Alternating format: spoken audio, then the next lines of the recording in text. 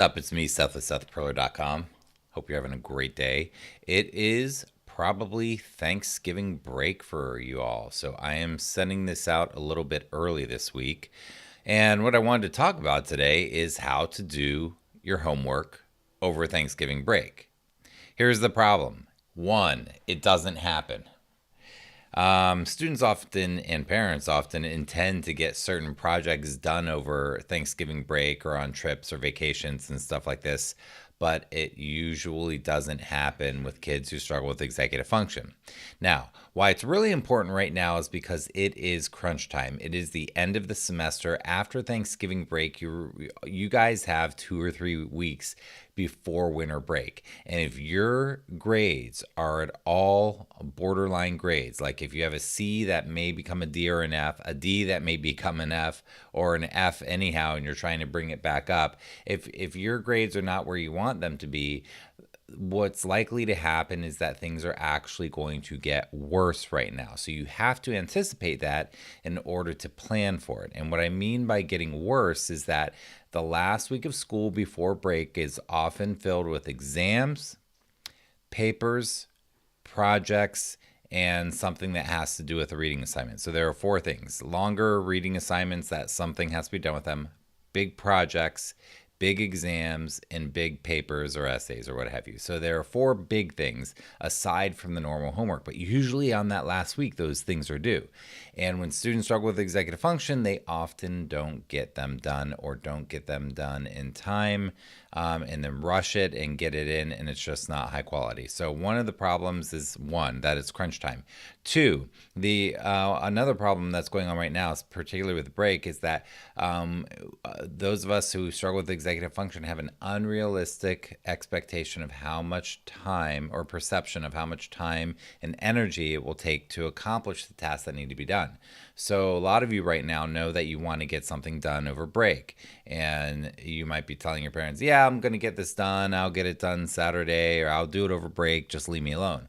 Well, unfortunately, having an unrealistic perception of how long and how much energy it's going to take, and not having a real clear plan of when you're actually going to do it, is going to make it more likely that you're not going to do it, and then are either going to be rushing at the last minute Sunday night or avoiding it altogether.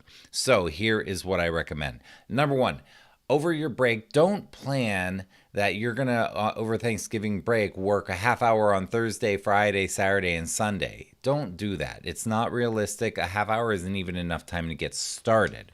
So what you want to do is you want to plan a large chunk of time to do this work. So you want to plan like a 3 to 5 hour chunk. Even if it doesn't take you that long, plan that chunk of time so that you can really get into your work, focus on it, and be done with it. I really recommend getting it done in one large chunk. Now, you want to plan that early in the day or early in the vacation. So, for example, if you can do that on Friday, get it done on Friday. Don't wait till Sunday. But get it done as early in the break as possible, and then get it done as early in the day as possible. Don't wait till Sunday night. Don't wait till Saturday night, Friday night.